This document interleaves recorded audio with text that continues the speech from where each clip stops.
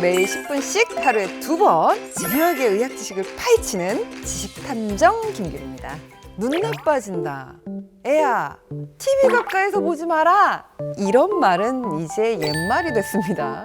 노는 건 물론이고 공부하면서까지 모니터를 보는 게 요즘 세상이잖아요. 요즘 세대이고 더더욱 근시 교정을 신경 써야 한다는데요. 자녀들의 눈 건강 어떻게 챙겨야 할까요? 탐정규리가 어머님들을 대신해서 그 궁금증을 파헤쳐 보도록 하겠습니다.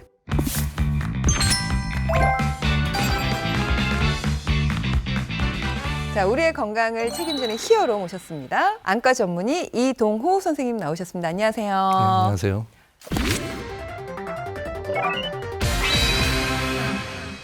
이거를 먼저 좀 넘겨짚고 가볼게요. 선생님 자녀분들도 혹시 그 근시 교정 네. 하셨나요? 그 아들 하나, 딸 하나인데요. 네.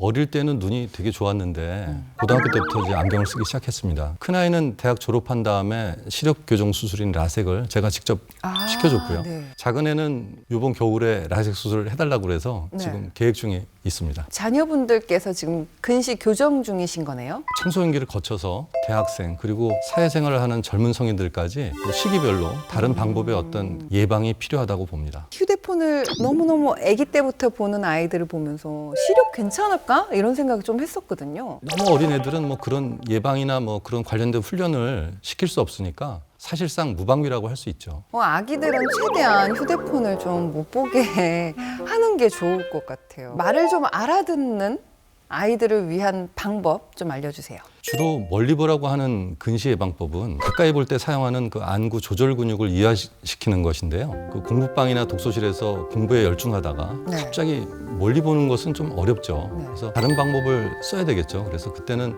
눈을 잠시 감아주는 방법이 있겠습니다. 네. 그래서 잠시 감아줘도 조절 근육이 이완이 되고 뭐 잠시 졸거나 누워서 잠깐 자고 나서 공부를 하는 것도 근시 예방에 도움이 되겠습니다. 그럼 자녀들의 근시 체크는요, 네. 몇 살부터 하는 게 좋을까요? 검사 시기는 좀 빠를수록 좋긴 한데요. 그 아이한테 이상 증상, 뭐 자주 눈을 찡그리고 본다든지 인상을 자주 쓴다든지 하는 경우에는 한두 살만 돼도 안과에서 굴절 검사를 통해서 진단이 가능하겠습니다. 그렇게 어릴 때부터 또 가능해요? 네, 그렇습니다. 근시는 대부분 한 5, 6세 이후에 생기지만은 미숙아로 태어났다든지 아니면 부모가 모두 심각한 고도근시인 경우에는 좀 더 일찍 생기기도 합니다. 근시 체크는 어떤 검사로 하는 거죠? 일반인들이 생각하실 때 안과 검사는 뭐 시력 검사를 많이 알고 계시는데요. 뭐 0.3이다, 0.4다 하는 시력으로는 이게 근시인지 원시인지 난시인지 이런 굴절 이상을 정확하게 진단하지 못하니까 아이들만의 특화된 정밀 검사를 통해서 정확하게 도수를 밝혀내야죠.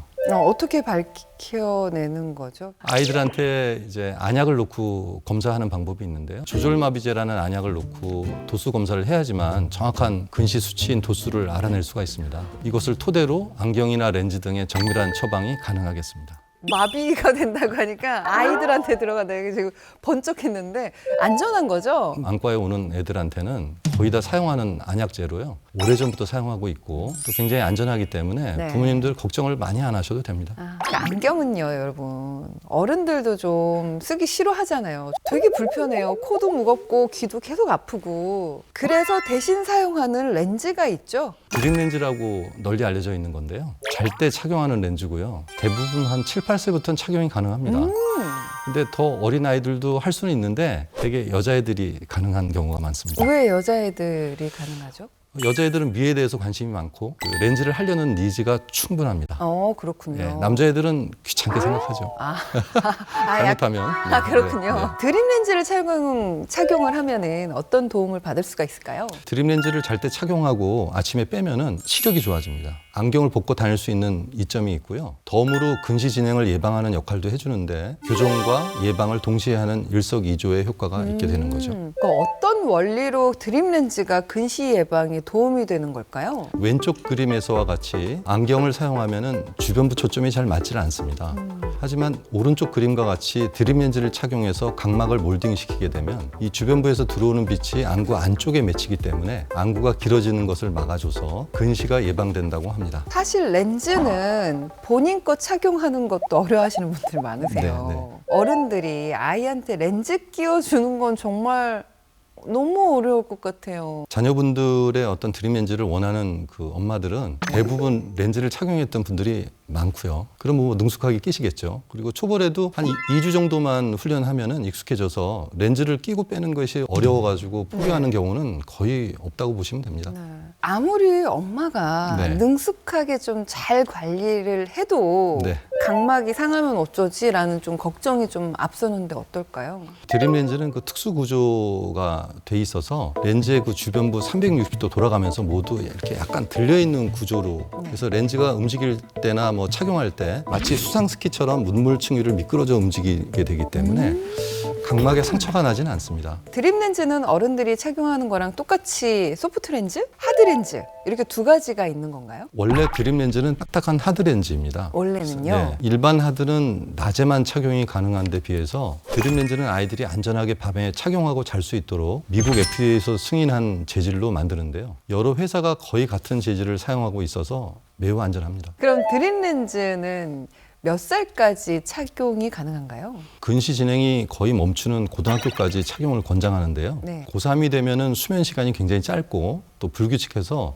중단하는 경우도 종종 있습니다. 그래서 19세 이후가 되면은 주로 라식, 라섹 같은 수술 교정을 추천하기도 합니다. 안경도 만약에 싫고 렌즈도 좀 거부할 경우에는 어떻게 하는 게 좋을까요? 본인이 불편하지 않으면 0.5에서 1.0 사이 정도 구간이면은 네. 안경을 안 써도 되지만 그대로 방치하면 어차피 0.5 밑으로 시력이 떨어지게 되는 경우가 대부분이니까 아트로핀 같은 예방 안약을 사용하면 안경을 좀 더 늦게 사용할 수 있겠습니다. 이 약 성분은 좀 해로운 건 아니죠? 얼마나 기간 동안 사용이 가능할까요? 근시가 액티브하게 진행하는 만 4세부터 14세까지 사용이 가능하고요. 미국에서는 이미 뭐 20년 전부터 상당수의 소아 클리닉에서 사용되고 있는 약물입니다. 근데 수년 전부터는 이제 사용하기 쉽게 국내에서도 일회용 아트로핀이 출시되어서 건강한 아이라면 매우 낮은 농도이니까 대부분 문제가 없습니다. 아이들 중에 알레르기가 있는 아이들 있잖아요. 네.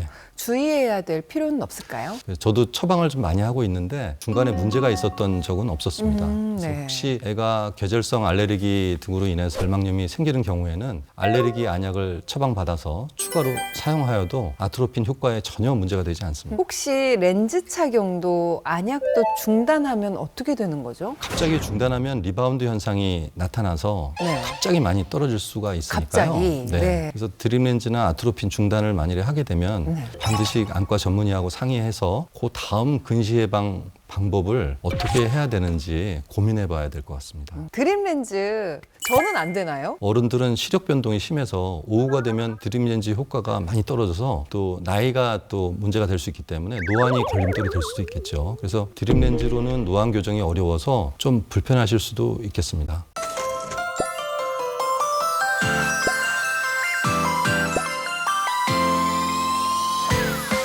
매일 10분 하루 2번 습관처럼 닥터 OBS와 다음 시간에 만나요.